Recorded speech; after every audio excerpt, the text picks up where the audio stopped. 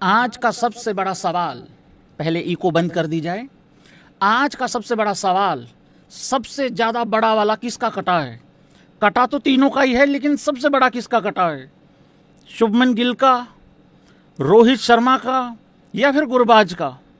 भाई ईमानदारी से बताना। लेकिन मेरा मैन ऑफ द मैच है हमारे वन एंड ओनली, मेरा प्यारा, मेरा राहुलिया, दमाद होनियों को भाई मैं मैन ऑफ द मैच देना चाहता हूं। क्योंकि जो आके उन्होंने बाबू भैया की तरह जो धक धक धक धक धक धक चश्मा गिरने के बाद जो भाई लोगों को गोलाबारी करी है, वो आउटस्टैंडिंग थी। कुछ ज्यादा ही जज्बाती हो गया भाई लोगों। राहुल वेलकम भाई लोगों, वीडियो को लाइक करो, चैनल को सब्सक्राइब करो, मीटर खींच के रखो, ढील बिल्कुल देनी नहीं है। देखो, मैच तो इंडिया ने जीत ही लेना था, ठीक है। अफगानिस्तान अच्छा खेला है, लेकिन इंडिया को हराने के लिए किसी एक बंदे का अच्छा खेलना काफी नहीं होता है। तो ये तो मेरे लिए कोई खबर है नहीं है कि इंडिया जीत गया है। इंडिया ने जीतना ही था। खबर यह है कि अफगानिस्तान जीत सकता है कि नहीं जीत सकता है, तो वो तो नहीं हो रहा था भाई लोगों। तो भाई लोगों, इंडिया वॉन बाय 7 विकेट्स, ठीक है। बहुत अच्छा हुआ है कि भारत जीत गया है।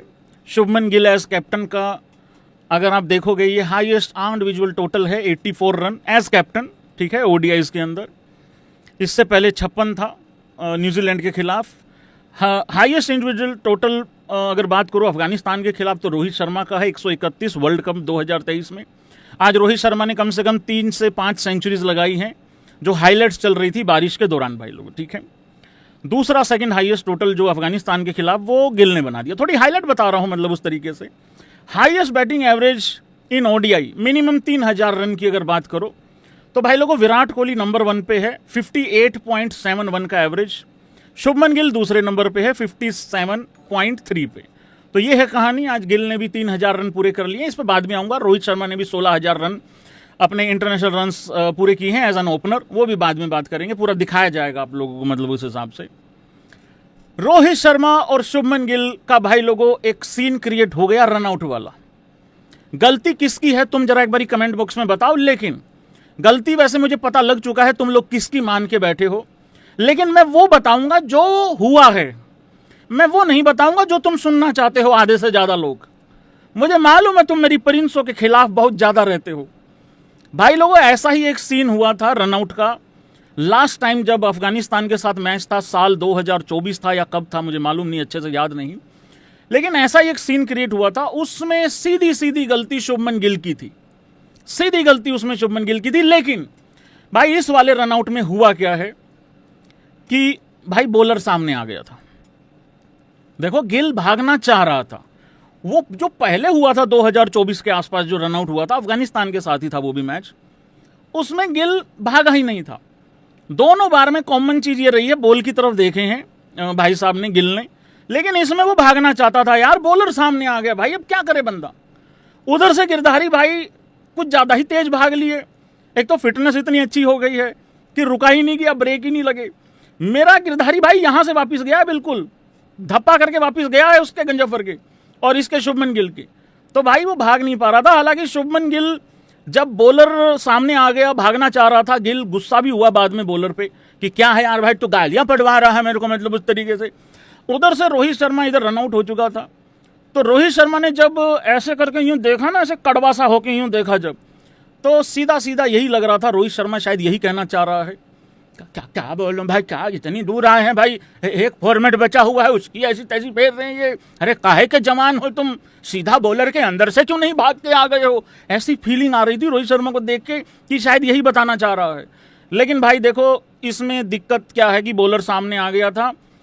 और अगर तुम्हारा ये सवाल है कि बॉलर, मुझे भी दुख है बहुत ज्यादा रोहित शर्मा के आउट होने का। कौन मेरी बात से एग्री करता है ऐसे भी कर देना। मुझे मालूम है यार, देखो शुभमन गिल के रन तो कभी कोई अप्रिशिएट करता नहीं है, अनफॉर्चुनेट चीज है ये। पर यार देखो, अगर बॉलर सामने आ ही गया था तो अब वो क्या करता। हाँ, अगर वो उसके बाद भी भागता तो डेफिनेटली रनआउट तो था ही वहां पे, क्योंकि रोहित इतना पास आ गया था, इतना नजदीक आ गया था कि रनआउट तो वहां पे होना ही होना था। क्योंकि उसके बाद भी अगर गिल छुटा के भागता, शायद रोहित बच जाता, लेकिन गिल आउट हो जाता, ऐसा मुझे लग रहा है। लेकिन गिल की उस टाइम पे बहुत ज्यादा गलती थी। इस टाइम पे बस इसी की वजह से मैं छोड़ रहा हूं, क्योंकि सामने बॉलर आ गया था, बस यही वाला दिखा है। बाकी रोहित शर्मा के लिए आज बहुत खराब दिन था। इंजरी हो गई, चोट लग गई आते ही बल्लेबाजी करते हुए, वो भी फ्री हिट था, उस पर भी इंजरी हो गई, ठीक है। फिर ये रन आउट हो गया, रन भी नहीं बने उस हिसाब से, और फील्डिंग में भी ये लोग पूछते नहीं है रोहित शर्मा से रिव्यू ले ना ले, हालांकि रोहित शर्मा ने खुद कह दिया बल्ला लगा है उस हिसाब से, तो वो वाली चीज़ थी भाई लोगों। लेकिन मेरे गिरधारी भाई का थोड़ा मामला गड़बड़ रहा है। लेकिन एक चीज़ अच्छी रही है गिरधारी भाई के लिए कि भाई 16,000 रन पूरे कर रहे हैं रोहित शर्मा ने ओपनर के तौर पे। 16,119 आई थिंक वीरेंद्र सहवाग के हैं, तो वो वाला रिकॉर्ड भी टूट ही जाएगा, इसके आसपास ही है मतलब वीरेंद्र सहवाग के एज ऑन ओपनर रन। तो 16,000 रन आज कंप्लीट हो गए रोहित शर्मा के, ये बहुत अच्छी चीज़ है, बहुत ही लाजवाब चीज़ है। उधर से अगर गिल की बात करोगे तो भाई उसने भी अपने 3,000 रन पूरे कर लिए हैं ओडीआई में। एवरेज है 56 से ऊपर का, 56.5 का एवरेज है, 100 का स्ट्राइक रेट है। यहाँ पे थोड़े से और स्टैट्स आ रहे हैं, fastest to 3,000 ODI runs by innings. Hashim Amla जो है वो 57 पारियों में किया है, गिल ने 62 पारियों में किया है, ये होप भाई साहब ने भी 67 में किया, भैंस क्या सारे 67 है उसके बाद। हाँ ये एक और है, ये 2 पैर की और है, इन्होंने भी 60, इन्होंने क्या ही उखाड़ लिया, चलो कोई बात नहीं। हाँ मेरी प्रिंसों को भी वर्ल्ड कप जिताना है अब अकेले दम पे, तब जाके बात बनेगी, तब जाके अप्रिशिएट करेंगे सारे लोग मतलब उस हिसाब से। और आज शुभमन गिल ने भाई लोगों 84 रनों की पारी खेली है, बढ़िया पारी खेली है, अच्छी पारी खेली है।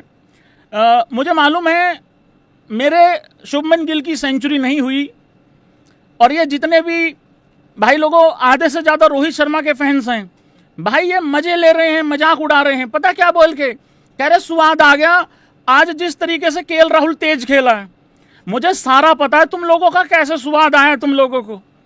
मार्केट में तो ये भी खबर चल रही है कि भाई लोगों आज केएल राहुल के अंदर हार्दिक पांडे आ गया था। मैं बताता हूं क्या सीन हुआ है भाई लोगों, एक बारी मेरे राहुलिया के लिए, दामाद धोनियों के लिए तालियां हो जाएं, जिस तरीके का जज्बाती पना दिखाया भाई लोगों केएल राहुल ने। मैं सच्ची बता रहा हूं, मेरा मैन ऑफ द मैच वही है। बाकी मैच में क्या हुआ है स्कोर कार्ड भी लेके आऊंगा, सारी चीजें बताऊंगा तुम लोगों को। लेकिन जब अय्यर आउट हुआ उस टाइम पे, अय्यर आउट हुआ, राहुल अंदर आ रहा था, 53 रन चाहिए थे 45 बॉल में, ठीक है। आखिरी के 7 ओवरों में 52 चाहिए थे। ऐसा भी नहीं है कि बिल्कुल कुछ चाहिए ही नहीं था, कोई प्रेशर ही नहीं था, नहीं भाई था, सब कुछ था। लेकिन भाई दामाद धोनी इतने जज्बाती हुए कि 39 रनों की पारी खेल दी, और वो भी सिर्फ 19 बॉल में। भाई राहुल का आज वही हो रखा था, बाबू भाई वाला मुझे सच में सीन याद आ रहा था, जब बाबू भाई ये नहीं कहते हैं हेरा फेरी वाले, वो ऐसे हाथ करके मेरे को पकड़ ले, वो वाला काम हो रखा था भाई कसम से भाई। और राहुल, जब मैं एक बात बताऊं तुम लोगों को, राहुल हिंदुस्तान की क्रिकेट हिस्ट्री का सबसे शरीफ बालक है, मैं चैलेंज के साथ बोल सकता हूं ये बात। मेरा सेठी साहब के साथ उठना बैठना है, वो बात अलग कर दो, उसको प्लीज यहां मिक्स मत करना। और जिनको नहीं पता है कैसे उठना बैठना, भाई साहब धड़कन मूवी चल रही थी एक बारी, कई बारी बता चुका हूं, फिर बता दूं, जो नए लोग हैं ध्यान से सुन लें। धड़कन मूवी चल रही थी, मैं अपने घर पे बैठा हुआ था, इधर से मैं खड़ा हुआ, उधर से वो खड़े हो गए, क्योंकि उधर से लड़की वाले नाराज हो गए थे। वो जो धड़कन मूवी में सीन था, मतलब उसके लड़की के, शिल्पा शेट्टी के फादर, वो नाराज हो गए थे। तो उस दिन के बाद मेरा उनके साथ उठना बैठना हो रखा है, मतलब उस हिसाब से मैं मान के चल रहा हूं। शेट्टी साहब ना माने वो उनकी टेंशन है। केएल राहुल बहुत शरीफ बालक है, कभी लिस्ट आती है सबसे पहले नंबर 3 पे नाम लिख देते हैं, फिर बाद में पता लगता है नहीं नहीं नहीं, नहीं गौती बाबू को लेफ्ट राइट कॉम्बिनेशन याद आ गया, फिर राहुल को 5 पे रख दिया। और मैंने कहा था कायदे से उसको 5 पे आना चाहिए है। अच्छा एक और बात बताऊं मैं तुम लोगों को, हाँ या ना हाँ और ना करना सारे भाई बंधु। यहां पे जब राहुल बल्लेबाजी करने आया 53 रन चाहिए थे 45 में, ठीक है। वहां अगर गिल आउट हो जाता और अगर राहुल थोड़ा टाइम ले लेता, और अगर इस मैच में ऊंच नीच हो जाती या ये मैच आखिरी तक चला जाता, भाई साहब सबसे ज्यादा गालियां मेरे राहुलिया को ही पड़ती, पर अब सबसे ज्यादा एप्रिसिएशन भी राहुल की होनी चाहिए। भाई साहब 19 बॉल में 39 रन हैं, ठीक है हम कंफर्टेबली जीत गए, लेकिन कितनी बॉलें बाकी रह गई थी? 13 ही बॉलें तो बाकी रह गई थी। अगर मेरा राहुलिया 19 में 18 ही करके खेल रहा होता तो घोड़े लग गए थे कि नहीं लग गए थे? तो बहुत एप्रिशिएट करने वाली पारी है। हाँ गिल ने तो एक तरफ से बहुत ज्यादा मजबूती प्रदान करी, और स्ट्राइक रेट गिल का ही बहुत अच्छा है, 66 में 84 किया है, मतलब उसने भी बढ़िया खेला है, वो भी अच्छा खेला है, बढ़िया आउटस्टैंडिंग क्रिकेट खेला है, मजा आ गया यार भाई। यार राहुल करा भैंस क्या तूने मेरे रोहित भाई को रनआउट कराया है, ऐसा लोग बोल रहे हैं। यार भाई ये बॉलर आ गया था यार, अगर बॉलर सामने नहीं आता तो मैं भी गिल की गलती बताता यार। ठीक है यार वो हो गया अब गड़बड़, यार क्या करें यार, क्या छोड़ दो यार, कोई बात नहीं भाई लोगों। तो भाई लोगों क्या हुआ है इस मैच में, एक बार जरा स्कोर कार्ड भी दिखा देता हूं मैं सारे भाइयों को यहाँ पे। देखो, अफगानिस्तान ने पहले बल्लेबाजी करी, अपनी मर्जी से नहीं करी, इंडिया ने करवाई।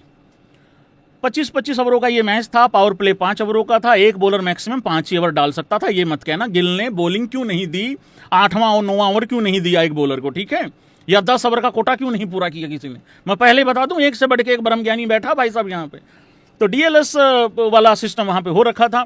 तो हुआ क्या भाई लोगों, गुरबाज ने बेहतरीन पारी खेली, थैंक्स टू गुरबाज, जिसने इतनी अच्छी पारी खेली जिसकी वजह से थोड़ा एंटरटेनमेंट हुआ, नहीं तो गुड़ गोबर हो गया था इस मैच का। क्योंकि जब भी इंडिया पहले बॉलिंग लेती है यही खतरा रहता है कि वन साइडेड हो जाएगा मैच। उसने 48 बॉल में शतक बनाया, फास्टेस्ट तो नहीं, सेकंड फास्टेस्ट शतक बनाया उसने ओडीआई में इंडिया के खिलाफ। 48 बॉल में, पहला 45 में है, उसका है अफरीदी का, सोफे का नहीं, सोफे के जो वो हैं फादर इन लो हैं उनका है भाई, उस हिसाब से 45 बॉल में है, ठीक है। इब्राहिम जादरान, ये तो सब छुट्टी पे आए थे, ये तो ऐसे धर्मशाला में घूम के गए जैसे मामू के घर आए हुए थे।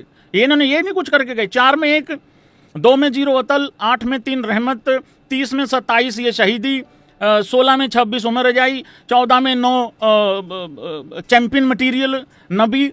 इसको तो बहुत कूटा है बॉलिंग में, आते हैं करते हैं बाजरा, हम बड़े हैं, हम जाएंगे पहले राशिद से।